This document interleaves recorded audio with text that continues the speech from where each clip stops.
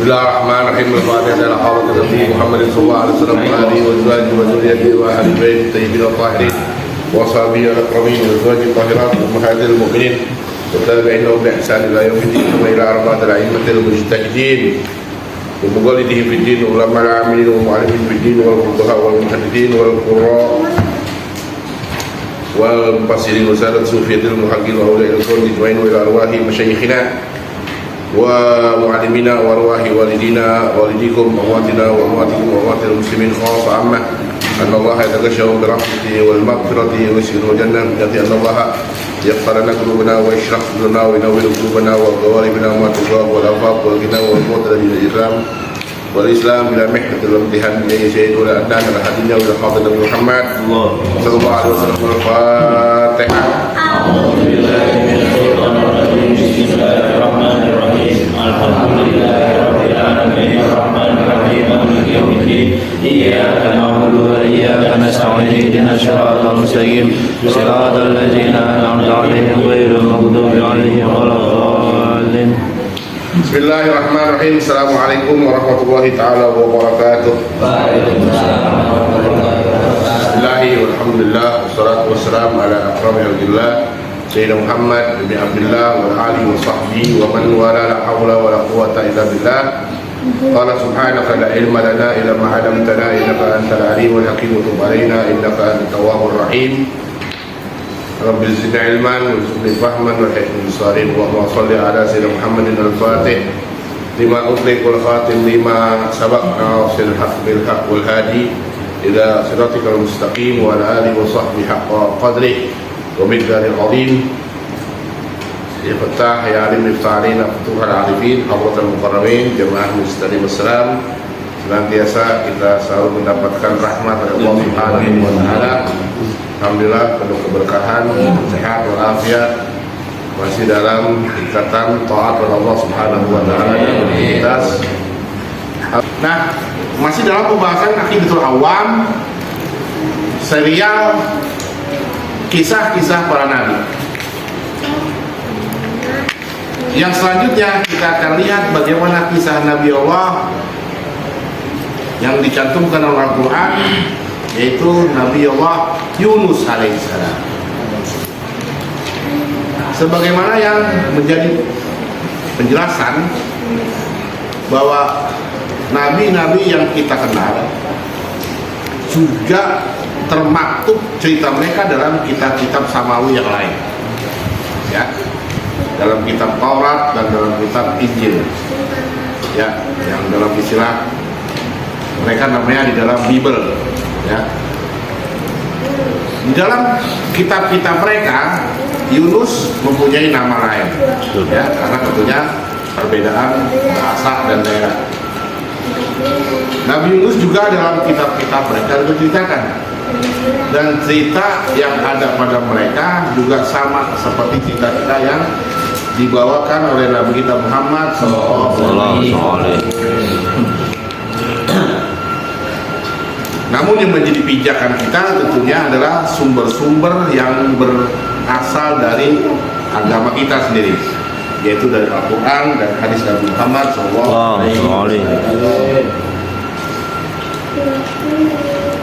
Adapun kisah-kisah yang bersumber dari mereka, kitab-kitab mereka, ya, maka kita harus lebih teliti lagi, karena barangkali kitab-kitab mereka sudah banyak tambahan-tambahan, kekurangan-kekurangan yang dalam koreksinya, ya, tentunya apa yang diceritakan oleh mereka banyak menimbulkan kritikan, yang semua itu terkait dengan ketidakpatutan cerita yang mereka sematkan kepada nabi-nabi kita. Ketidakpatutan karena tidak sesuai dengan kehormatan mereka sebagai nabi-nabi Allah Subhanahu wa taala. Maka setiap kitab, setiap cerita nabi-nabi yang bersumber dari kitab-kitab mereka patut kita teliti dulu, ya, dan kita sandingkan dengan sumber-sumber agama kita. Al-Quran maupun hadis Nabi Muhammad SAW. Jika memang terjadi kesamaan dan keserupaan dalam cerita tersebut, maka wajar kita sampaikan.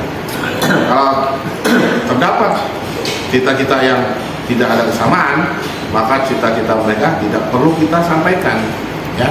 Sebagaimana pada kisah-kisah Nabi yang sudah Ustaz sampaikan, seperti kisah Nabi Ayub, ya, kisah Nabi Daud, Nabi Sulaiman, banyak sekali dibumbui oleh Israiliyat, cita-cita yang tidak masuk akal, bahkan bertentangan dengan syariat agama Allah Subhanahu wa Ta'ala.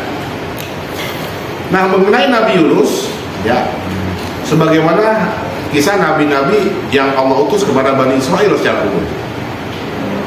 Nabi Yunus Allah utus kepada Bani Israel, yaitu nabi yang diutus setelah zaman Nabi Sulaiman dan Nabi Daud alaihissalam.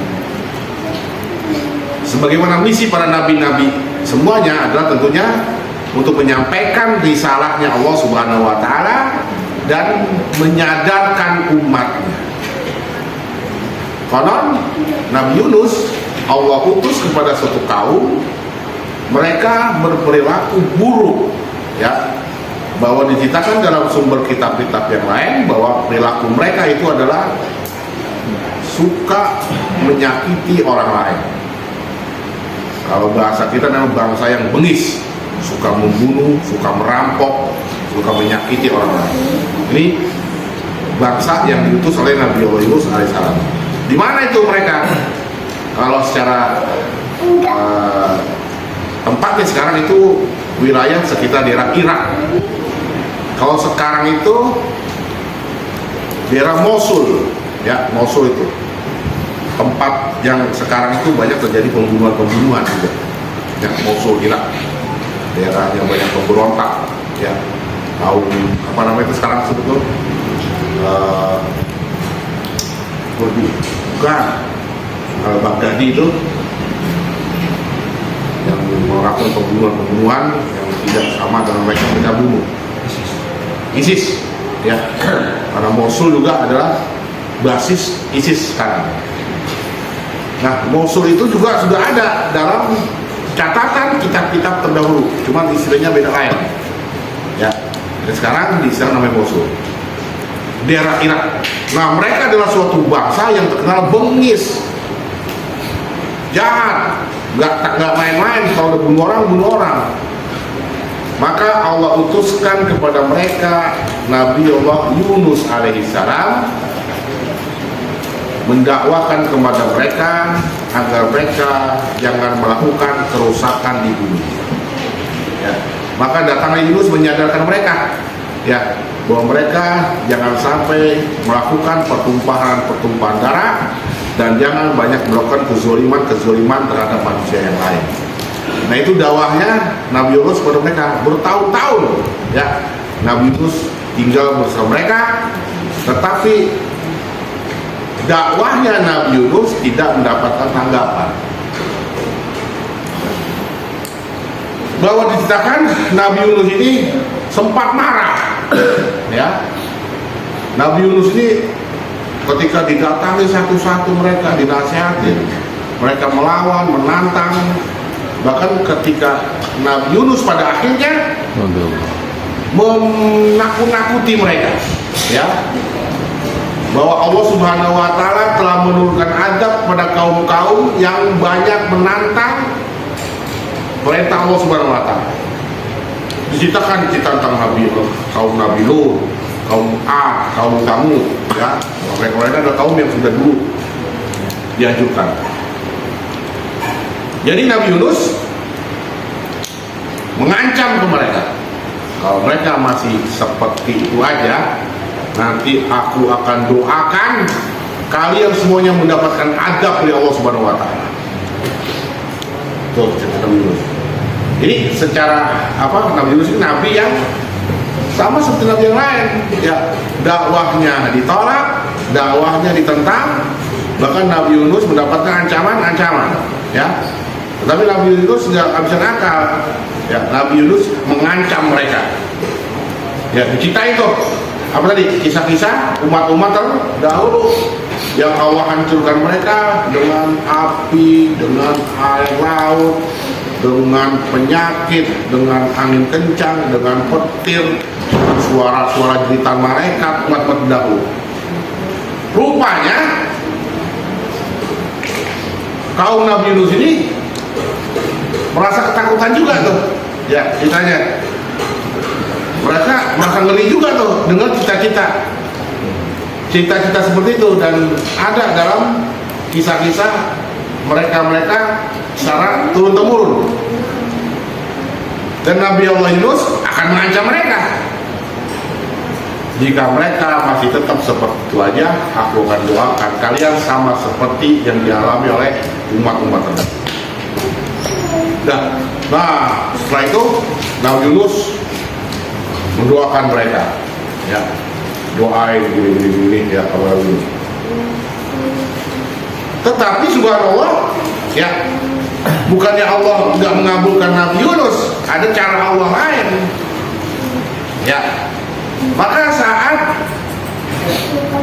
Nabi Yunus mendoakan kehancuran buat mereka, Nabi Yunus masih dalam keadaan kesal,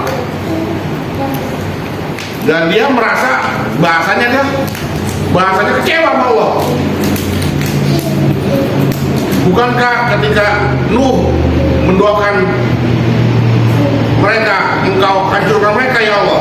Bukankah ketika Lut mendoakan kehancuran buat engkau hancurkan ya Allah? Kenapa engkau tidak hancurkan mereka? Ya, Allah belum kasih kabar kepada Nabi Yunus.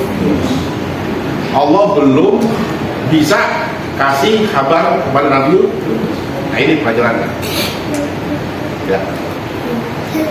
Jadi nggak spontan, walaupun dia Nabi, tapi Allah masih perlu menunggu sesuatu yang lain, gitu kira-kira. Ini pelajarannya. Nah, di saat itulah ada perasaan galau, bahasanya. Ada perasaan galau dari Nabi Allah Yunus, bahwa umat saya ini yang begitu kejamnya nggak diajak. Nabi Yunus pergi meninggalkan negaranya, dia pergi. Lalu saat dia pergi, mulai tanda-tanda murka Allah datang. Ya, Allah akan bikin Adam. Udah ada tuh tanda langit merah, awan hitam, suara petir, angin kencang. Ini tanda-tanda ini udah mulai muncul. Lalu umatnya Nabi Allah Yunus sadar, itu uniknya. Ketika mereka tahu, wah, apa yang dikatakan oleh Yunus memang benar, azab Allah akan turun buat kita. Ketika azab itu akan turun, umat Nabi Yunus segera taubat. Oh ya, umat Nabi Yunus segera taubat, sadar. Nah, ketika dia sadar, maka Allah urungkan azab. Oh ya, kita tuh Allah urungkan azab. Itu dia nyambung semua nih. Urungkan azab. Dan umatnya Nabi Yunus mencari Nabi Yunus. Ya, Ustaz ngambek gitu kan ya. Ustaz gitu ya. Kali-kali lu lah Ustaz kasih beda satu, mana ya? Marah. Nabi Yunus apa tadi? Pergi membawa ke kesal. Umatnya sadar gitu ya. Waduh, iya ya. Dicari Nabi Yunus. Ya. Nabi Yunus sudah pergi. Dalam kepergiannya, umatnya ini sudah ya. Pergilah Nabi Yunus hingga dia pergi jauh dan menaiki sebuah kapal laut. Kapal laut pergi dia. Hanya saja kapal laut itu terlalu padat, terlalu penuh. Dia orang ngambek ya. Ya kalau lagi ngambek, terus dia udah nggak tahu. Udah naik kapal dia, kapal laut di bawah tengah. Sampai tengah laut, ombak, mempermainkan laut, ombak. laut, kapal udah mulai pecah. Kapal udah ada tanda-tanda gak bakal selamat di tengah laut. Akhirnya para penumpang kapal ini kesimpulan, ya, sepertinya di kapal kita ini ada penumpang yang bawa sial. Ya, tadi nggak apa ini, padahal kita udah kemana-mana, kita nggak apa nih. Waduh, akhirnya, yuk kita undi, diundi. Siapa yang keluar namanya, kita cemburin laut. Ya, siapa yang ada namanya, kita cemburin lah. Hati.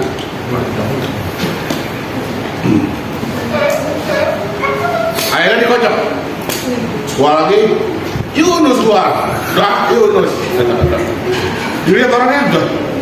Orang baik nih kan ya. Orang baik nggak mungkin dia. Ya, kocok lagi. Kocok lagi. Yunus lagi. Tuh ini kan tuh. Dikocok lagi, Yunus lagi. Dikocok lagi ketiga kali, Yunus lagi. Tentang Yunus udah gini dada. Kalau engkau kocok kebiasaan itu terpenuh. Emang aku, ya, karena aku menumpang kapal kalian dalam keadaan tidak ikhlas kepada Allah. Aku dalam keadaan maksiat tadi. Aku dalam keadaan maksiat kepada Allah Subhanahu Wa Taala. Ya udah, era Nabi Yunus lompat ke laut. Ya, lompat ke laut langsung makan oleh ikan. Ikan itu dinamakan nama ikan hut. Ya, ikan hut itu nggak bisa diterjemahkan ikan zaman sekarang karena nggak tahu ikan apa. Cuman Al-Quran literatur menjelaskan namanya ikan itu ikan hut. Kita anggaplah ikan terbesar ikan apa? Paus. Ikan paus lah. Karena yang terbesar itu. Tapi sekarang ditemukan yang lebih besar di paus ada. Apa tuh? Megalodon apa? Iya. Megalodon apa? Terbesar itu bukan ikan paus lah, justru jenis ikan hiu. Ikan hiu megalodon, gede banget dia.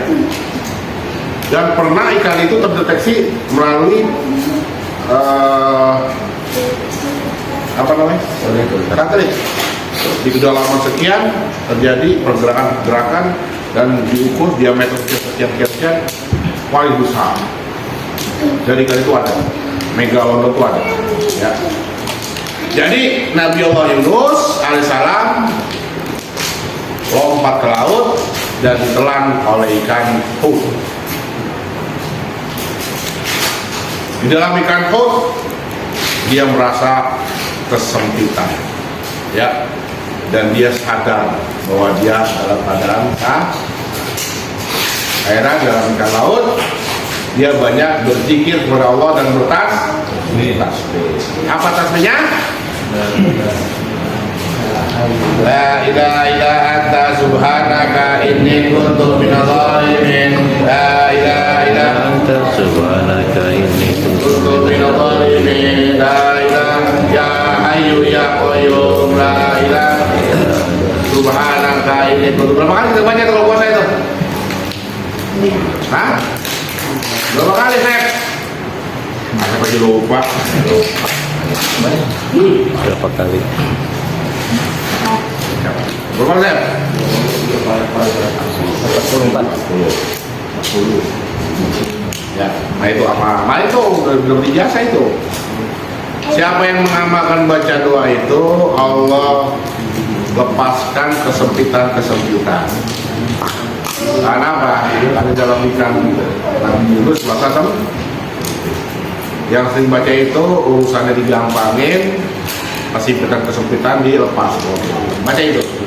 Lagi itu sudah diperintahkan beliau baca itu. Allah ya hayyu qayyum la ilaha illa anta subhanaka inni kuntu minadh dhalimin. Itu yang dibaca oleh Nabi Allah Yunus alaihissalam. Dan akhirnya oleh ikan hut itu dihantarkan Yunus ke daratan dan dimuntahkan gitu. Wah. Setelah itu dia kembali lagi ke kaumnya. Dan rupanya sesampai di kampungnya dia disambut oleh kaumnya. Al-Quran mengatakan ada 100.000 kaumnya nungguin Yunus. 100.000 banyak banget, berarti kan ya, menunggu Nabi Allah Yunus alaihissalam dan minta agar Nabi Yunus kembali ke nama. Nah, kisah Nabi Yunus banyak mengandung hikmah dan pelajaran. Nah, kita belajar kitab Aqidatul Awam, serial para nabi-nabi, tidak lain adalah agar kita bisa petik hikmah dan pelajaran. Pelajaran pertama, bahwa ulama-ulama hakikat mengajarkan kepada kita, hendaklah kita memegang yang namanya etika dan adab dalam memohon kepada Allah Subhanahu wa Ta'ala. Nah, ini pelajaran tertinggi sebenarnya. Kita orang awam, kita pokoknya, utamanya kita diperintahkan berdoa, ya, karena kadar keimanan kita adalah kadar keimanan tukang, kagak dibayar kecuali kagak kerja kecuali dibayar. Nah, kita nih tingkatan kita tingkatan minta, tingkatan memaksa. Contohnya ente ini ada hajat, ya Allah biar laku tanah, ya Allah biar diangkat pekerjaan, ya Allah biar jodohnya biar gampang. Nah, bagi orang yang arif billah, orang yang memahami hakikatnya, maka untuk tingkatan itu tingkatan nggak bagus, nggak sopan. Kenapa? Memaksa Allah menuruti keinginan kita, itu repotnya. Sehingga apa? Allah dalam kuasa perintah kita, nah itu nggak adabnya. Sehingga ketika berdoa, Imam Al-Ghazali ngajarin sama kita, seperti kita belajar tasawuf di sana, mengajarkan tentang etika dan tasawuf akhlak, bahwa kita diperintahkan berdoa, meminta adapun Allah Subhanahu wa Ta'ala berbagi, maka cara berbaginya Allah lah yang kita hendaki, yang Allah hendaki. Karena Allah tahu mana yang lebih baik buat kita. Dalam Bible, dalam ajaran Kristus itu jelaskan, ya kita comot ya, bahwa Tuhan menjawab semua permintaan kita walaupun jawabannya itu tidak. Gitu ya. Bahwa yakinkanlah bahwa Tuhan selalu menjawab semua permintaan kita walaupun jawabannya itu kadang-kadang tidak. Jadi selaras dengan cara kita dalam berhubungan dengan Tuhan. Kalau kita minta mobil nggak dikasih Tuhan, barangkali nggak dikasih mobil itu kan jawaban Tuhan, karena Tuhan tahu mana yang terbaik buat kita. Pas sudah punya mobil apa? Lagu, udah punya mobil jarang ngaji lah, ya nggak? Akhirnya ujung-ujungnya mobil lah yang menjadikan dia celaka. Ente orang tua, ya. Andin, bapak, anak lu minta mobil, minta motor-motoran listrik, lu beli nggak? Hah? Rugi. Hei. Ya kagak lah. Apa? Kalau beli motor mobil lu bayar, anak lu hilang. Itu kan bos. Jadi pemberian lu kepada anak lu menjadikan anak lu celaka. Nah, kita pahami itu dalam memohon kepada Allah Subhanahu wa Ta'ala, bahwa kalau kita meminta kepada Allah Subhanahu wa Ta'ala, apa yang kita minta jangan berharap dalam pemikiran kita Allah nurutin. Kan repotnya kita begini nih, kadang ketemu sama orang-orang yang soleh, dengan Allah tapi tidak mengajarkan akhlak. Gini, repotnya kan begini deh, kalau ketemu sama orang-orang begini, datang yuk ke Kiai Anu, Kiai minta ini dong doain no, biar tanah laku. Udah laku tanah lo, nang aja. Nanti lo tahu bensinnya sekian, terus aja sekian. Nah, loh, ini kiai lebih tinggi dari Tuhan. Tuhan berada dalam manajemen dia. Tuhan berada dalam pengaturan dia. Tuh. Seperti ini ngerti. Kalau ente kan lihatnya yang aneh-aneh aja yang udah wah dia enak tuh bagus tuh. Wah dia ramah tuh hebat tuh. Wah, nah, di sini pentingnya belajar tasawuf, akhlak. Ya. Ketika kita memahami pola seperti itu, maka secara ilmu ketauhidan, ilmu keimanan, maka sebenarnya kata ulama, ente memaksakan Allah menuruti keinginan ente. Maka doa yang paling bagus adalah apa? Robbana atina fid dunya. Yang baik dunia, yang baik akhirat. Ya, kata iklan Sprite tahun 90 apa? Iklan Sprite. Kau tahu apa yang ku mau.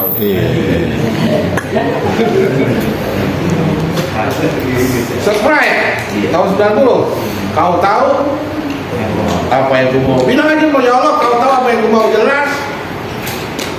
Ya, kau juga tahu. Nah, tetapi sebagai orang awam, boleh nggak kita menentukan pilihan kita? Boleh. Sebagai orang awam, boleh nggak kita menentukan pilihan kita? Boleh. Agar kita menentukan bahwa kita ini butuh pada Allah. Ya Allah, minta sehat walafiat, minta rezeki yang cukup, jauhin dari bala. Kita tentukan kan tuh pilihan-pilihan. Ya. Tetapi ingat, kalau toh pun ente tentukan pilihan ente harus berdasarkan syariat. Nah, ya. Artinya apa? Ada contohnya dari Nabi. Jangan menurut redaksi ente. Ada contoh Nabi. Nabi pernah minta nggak? Minta. Nah, meneladani Nabi. Gitu. Allahumma inna sallallahu alaihi wal afiyah wal ma'afat daimah. Ya Allah, minta sehat walafiat. Nabi minta sehat. Oh, kita ngikutin Nabi. Ya. Nah, repotnya kalau doa kita karang-karang sendiri. Akhirnya tujuan akhirnya itu ngeri redaksi kita, redaksi yang kurang ajar sama Allah. Nah, kembali kepada cerita Nabi Yunus alaihissalam. Nabi Yunus kecewa kepada Allah Subhanahu wa taala. Kenapa? Karena bagi Nabi Yunus ini umat udah kurang ajar. Ya kan? Udah sepatutnya engkau hancurkan mereka. Tapi permasalahan apa? Permasalahan apa? Allah lebih tahu. Oh. Dan pada akhirnya apa? Sesuatu itu yang tidak dituruti nama Allah akhirnya menggembirakan juga buat Nabi Yunus. Apa?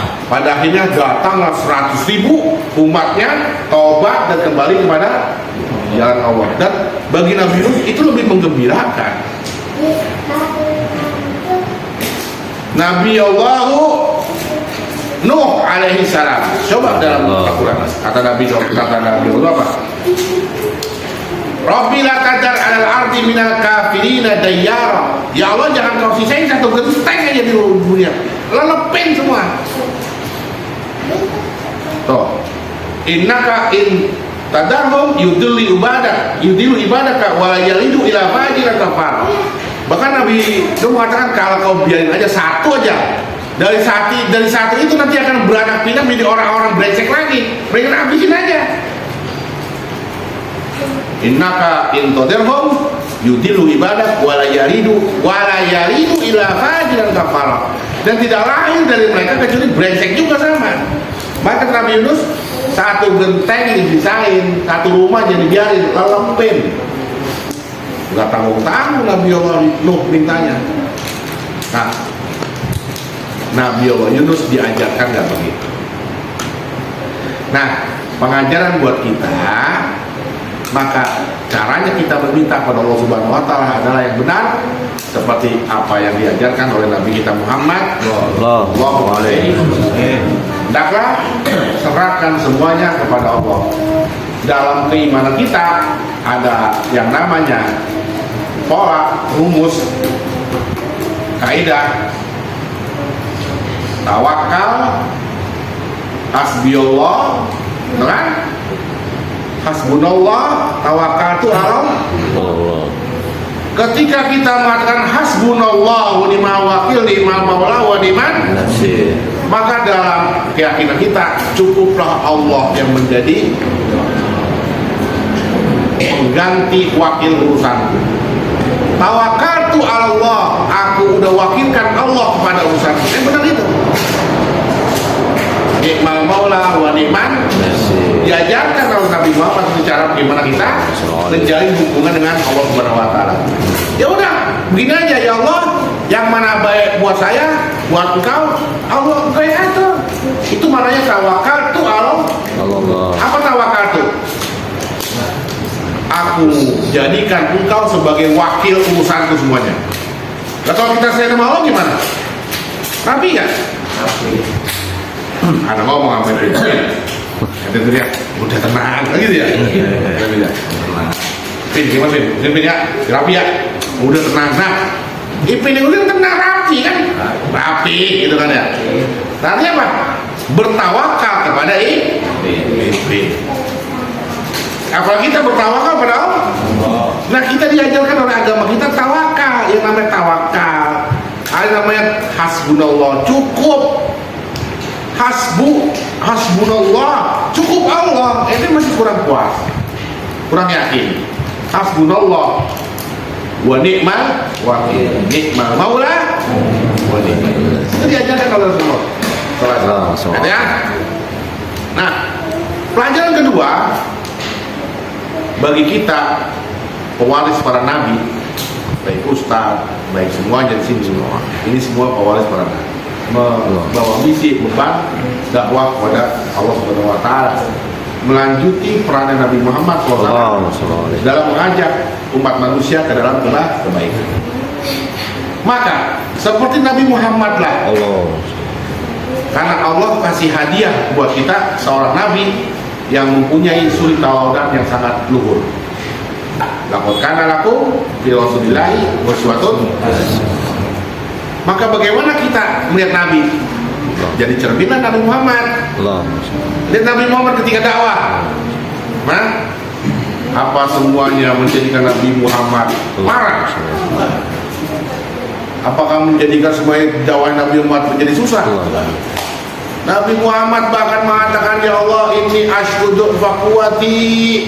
Ya Allah, saya mohon maaf, ini kemampuan saya cuma sampai sini. Kemampuan saya cuma sampai sini. Padahal Nabi Muhammad udah lagi berdarah-darah. Ya, lagi berdarah-darah ketika dilempar oleh penduduk Taif, kaki berdarah-darah dan saat bersandar Nabi Muhammad di perkebunan korma, Rasulullah mengangkat kepala dan mengatakan, ya Allah, ini ashku tu'rahu. Ya Allah, inilah kelemahan saya. Mohon maklumin, mohon maaf. Kalau saya sampai seperti ini, saya nggak mungkin saya kokoh melawan mereka. Bahkan Nabi Muhammad nggak marah. Lihat bagaimana Nabi Muhammad ketika malaikat penjaga gunung menghampiri Nabi Muhammad. Apa kata malaikat? Bagaimana Muhammad kalau saya uruk tibaannya mereka pakai gunung? Apa kata Nabi Muhammad? Saya berharap dari keturunan mereka lahir keturunan yang sama. Biarin bapaknya pada ngelawan, siapa tahu anak turunannya pada nur. Saya berharap siapa tahu dari keturunan mereka lahir adalah orang-orang beriman. Padahal kata mereka, kalau buat tibarin habis nih, buat tibarin habis, buras. Gimana Mat? Oke. Nih, yang Allah tawarkan kepada kita, berikan kepada kita apa? Teladannya Nabi Muhammad. Maka amatlah bahagia, amatlah bangga kita kalau Nabi Muhammad sebagai suri tauladan kita. Nah, dalam berdakwah seperti itu, ya wajar aja kalau kita dapat ini, ya ini para pembesar yang pada mengayomi majlis ini. Kalau kita dapati ada anak-anak majlis yang mereka usah diatur, ya udahlah, Ya, kita katakan kita mah usaha. Kalau ada yang diajak kaji nggak mau, diajak kaji mereka, susah, gader banget, gitu. Apa mesti gua katakan, nyumpahin lu kan kagak, gitu kan ya? Gua sumpahin lu, gitu kan ya? Gua mau kaji-kaji, jangan. Sebab Allah sendiri telah menasihati Nabi Yunus dengan caranya unik. Bahkan gitu kan ya, unik. Mana pengajian? Udah mana pengajian, boleh ubah caranya gua. Ya, gimana kira-kira? Gimana kira-kira? Kalau ada ngaji begini, ini rugat, ya kan? Nah ini yang menjadi basic kita, menjadi pedoman kita dalam menjalani misi dakwah. Seperti Ustaz bertahun-tahun ngajar. Waduh. Kalau ibarat pengang mah kuping pengang. Kalau lebih ibarat dongkol mah dongkol, ibarat dua sewot mah sewot. Tapi jalan dakwah, jalan kerja. Lihat Nabi Muhammad. Ya, jalan dakwah, jalan. Bahkan ketika Nabi Muhammad lagi capek-capeknya, kata Siti Fatimah, ya Rasulullah, kakak istirahat dulu. Kata Nabi Muhammad, biarkan ayahmu istirahatnya di surga. Istirahat di surga. Iya Pak, di dunia jangan ngomong istirahat. Kapan ngaji? Ngaji lu ngasoh apa gua? Ngaji ngasoh. Ya, tuh, lihat dakwahnya. Kalaupun nanti bersama mereka kita nggak sukses, Allah akan datangkan lagi orang yang siap mensukseskan kita. Lihat Nabi Yunus, ya kan? Percaya boleh, nggak taunya Allah kasih lebih puas. Dah umatnya sadar semuanya 100.000. Nah ini ada dua teladan yang kita bisa ambil cerita Nabi Yunus. Pertama dalam dakwah, ya dakwah itu harus sabar. Dan yang perlu ente camkan, ingat, ini komunitas, ini majlis. Semua yang ada di sini tanpa terkecuali semuanya bebannya sama. Mau berarti ente posisikan anak ustaz sebagai ustaz orang yang paling berat? Enggak, ente semua sama. Ente juga punya beban dakwah. Apa? Disesuaikan dengan kadar bidangnya ente. Ya, Agus gimana? Minimal kalau udah ngajak pakai lisan, ajak dengan perbuatan. Ya, sikap ente pakai apa? Sikap ente pakai ilmu. Ya, umur ente nggak ngomong pakai ilmu, tapi perilaku ente pakai ilmu. Konon ikan Nabi Allah Yunus itu masih hidup sampai akhir zaman. Konon ikan Nabi Yunus itu masih hidup sampai akhir zaman. Sebab dalam kalimat Al-Quran ada kata kuncinya itu. Laula minal musabbihin, seandainya Nabi Yunus kagak bertasbih terus, lala bisa dia akan tinggal fi batnihi ila yaumin yub'atsun, diputikan sampai hari kiamat. Berarti ada asumsi bahwa ikan itu ada sampai hari kiamat. Gitu ya. Seandainya Nabi Allah Yunus kalau banyak-banyak bertasbih, maka dia akan tinggal di perut ikan itu sampai hari kebangkitan. Laula minal mustabihina la bisa fi batnihi ila yaumin yub'atsun. Dan wallahu a'lam bishawab. Tapi dalam kisah-kisah cita-cita, entah itu cerita itu adalah khayalan atau imajinasi atau ternyata, banyak diceritakan orang-orang yang ketemu di laut pulau. Setelah pulau itu didekati ternyata hilang. Ya, kan katanya mungkin itu ikan perut. Ya, Allah Subhanahu wa Ta'ala a'lam. Al-Fatihah. A'udzubillahi minasyaitonir rajim. Bismillahirrahmanirrahim. Alhamdulillahi rabbil alamin arrahmanir rahim maliki yaumiddin. Iyyaka na'budu wa iyyaka nasta'in ihdinas siratal mustaqim siratal ladzina an'amta 'alaihim ghairil maghdubi 'alaihim waladdallin. Taqabbal minna innaka antas samiul 'alim wa tub 'alaina innaka antat tawwabur rahim. Alhamdulillahi rabbil alamin.